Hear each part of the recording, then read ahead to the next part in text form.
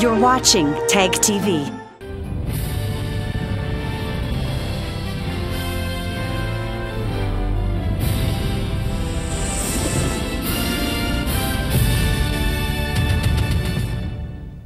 Good evening, welcome to South Asia Newsline. I'm Lipakshi Khurana. Here are the top stories we're tracking for you on Monday, the 24th of September. Indian Prime Minister inaugurates country's 100th airport in northeastern India.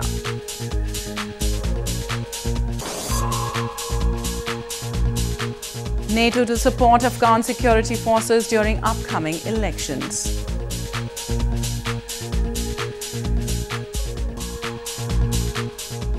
And Maldives' opposition presidential candidate claims victory.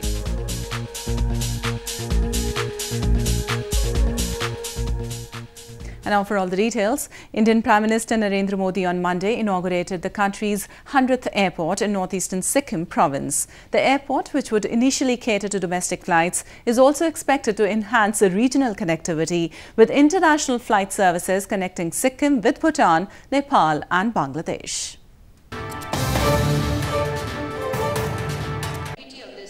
Indian Prime Minister Narendra Modi inaugurated the country's 100th and northeastern Sikkim province's first airport on Monday.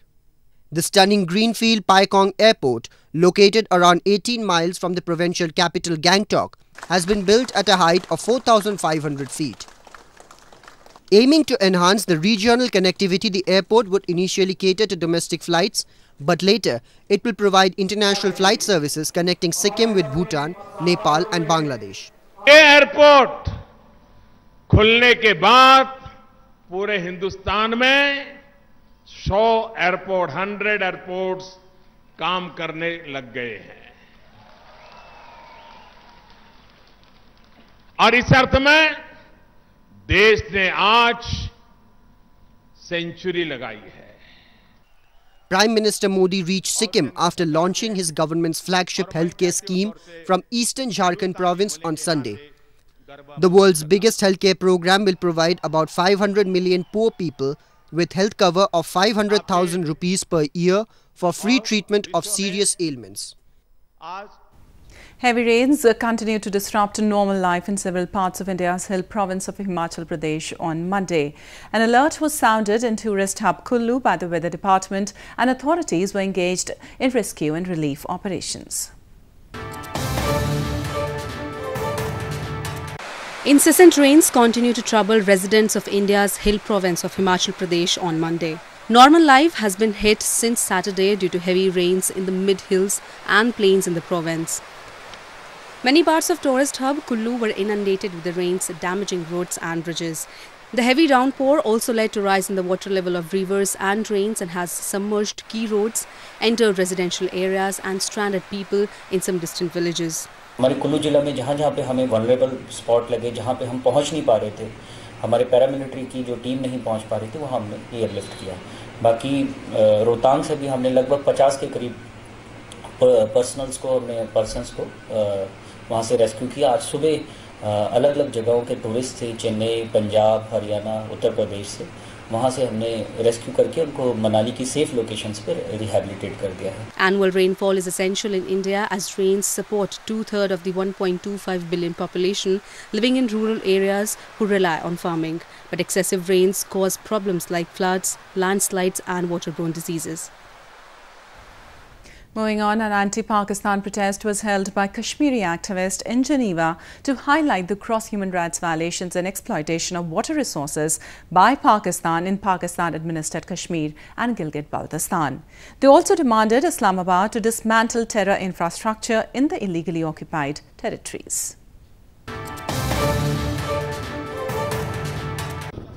Activists recently held a protest in front of the UN building in Geneva against the gross human rights violations and exploitation of water resources by Pakistan in the Pakistan-administered Kashmir and Gilgit-Baltistan. The protest was held during the ongoing 39th session of the UNHRC in Geneva. The protesters allege that Pakistan is suppressing the people in the illegally occupied regions by constructing different projects and diverting the waters of Jhelum and Neelam rivers. And diverting of our rivers, Jhelum and the Neelam, especially the Neelam river.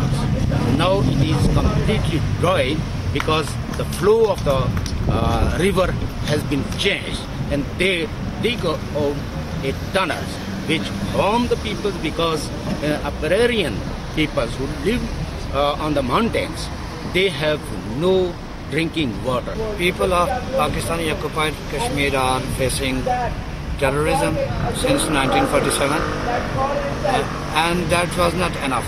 Now Pakistan is the Pakistani security agencies, military, ISI, they are kidnapping local people who are demanding their rights and right to development. The protest was also joined by Sindhi and Baloch political activists to express solidarity with the activists from Pakistan-administered Kashmir. Activists have long blamed the Pakistan security forces of widespread human rights violations in Pakistan-administered Kashmir and Gilgit-Baltistan. In news from Afghanistan, NATO on Sunday said it will provide support to Afghanistan's security forces in maintaining safety and peace during the upcoming parliamentary polls. Afghan president and representatives from different security organizations also agreed on the framework discussed during an election security meeting held at the presidential palace. NATO officials in Afghanistan on Sunday said they will support the Afghan National Security and Defense Forces in maintaining security during the upcoming parliamentary elections.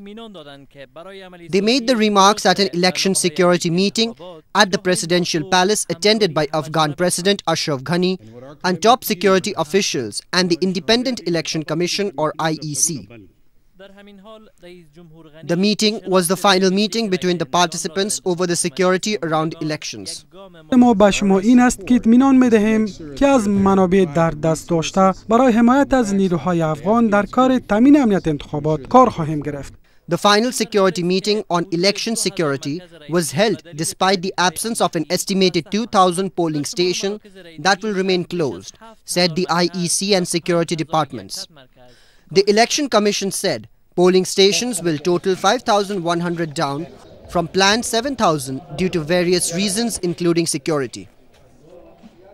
More news from Afghanistan. Senators in Afghan parliament on Sunday questioned ministers and security departments over rising insecurity and high casualty toll among the security forces. They claimed instead of preventing attacks, security forces in the country are always used to retrieve bodies following such incidents.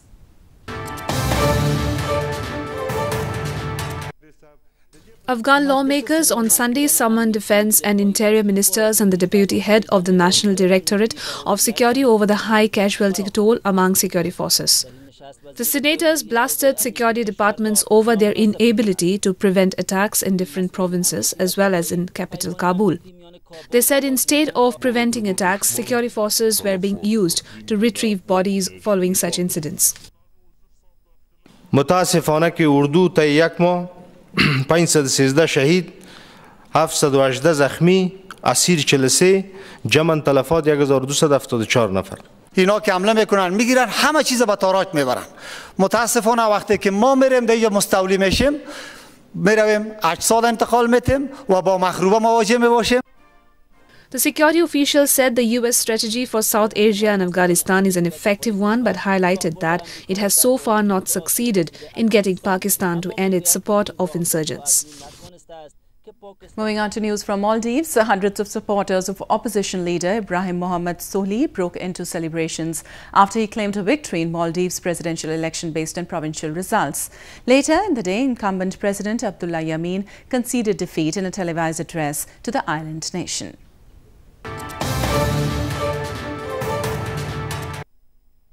Opposition leader Ibrahim Mohammed Sohi declared victory early on Monday in the Maldives' contentious presidential election, claiming he has ousted Abdullah Yameen, the sitting president of the Maldives.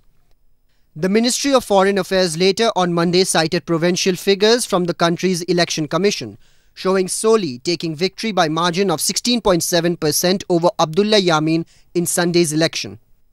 Hundreds of supporters carrying yellow flags of Soli's Maldivian Democratic Party gathered outside the main opposition campaign centre in Malé in a jubilant mode, calling on Yamin to concede defeat. Yamin had expected to cement his grip on power amid criticism over fairness of the vote on the island's best known as luxury holiday destination. The Election Commission said it would release official results by September 30th as stipulated in the constitution. A 4-day-long annual cultural festival is enthralling visitors in Ladakh region of India's northern Jammu and Kashmir province. The festival aims to showcase the glimpse of rich traditional and cultural diversity of the region.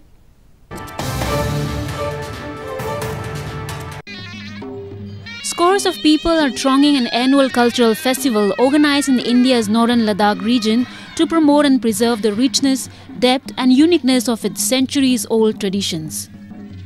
Various tribal troops, musicians, dancers and school children dressed in ceremonial attire are enthralling audiences with their performances.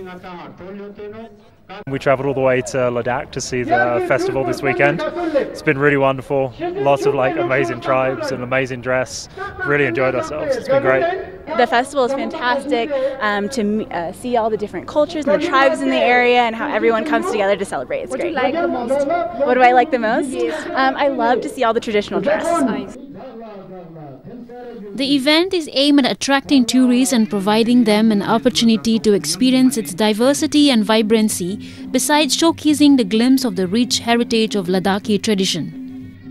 The 4-day-long festival hosts a variety of events to showcase a local culture, including music concerts, handicraft displays, archery competitions and polo matches. Devotees across India bid farewell to Hindu elephant-headed god Ganesha by taking out grand processions and colouring themselves in religious fervour on Sunday. Huge idols of Lord Ganesha were immersed in water bodies, marking the conclusion of 10-day-long celebrations.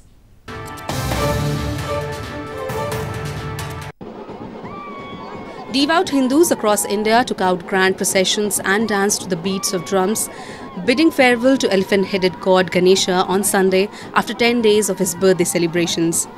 In India's entertainment capital Mumbai, thousands of devotees coloured themselves in crimson hues of religious fervour amid chanting of slogans. They later danced and walked their way on the streets of the city during a huge procession of immersion of the huge Ganesha idol in the sea.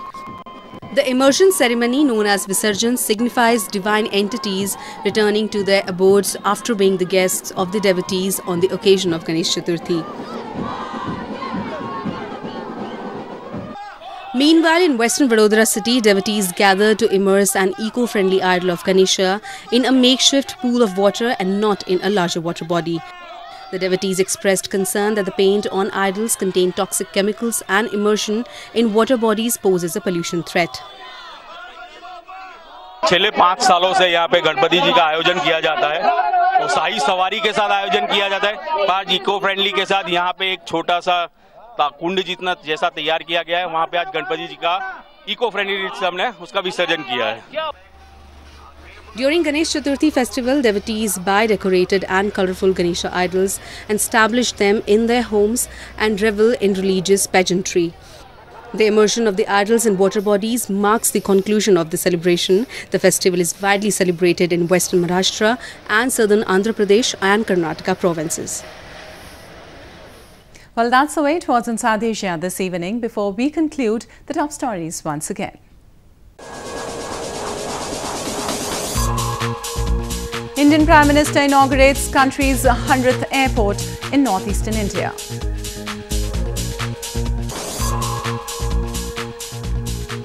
NATO to support Afghan security forces during upcoming elections.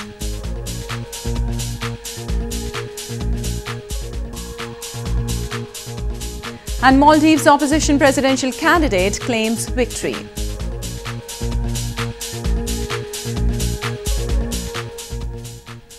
Now our viewers can watch the show on SouthAsiaNewsline.com. You can also visit us on Facebook.com/SAsiaNewsline and follow us on Twitter @SAsiaNewsline. That's all in tonight's edition. We'll see you same time tomorrow.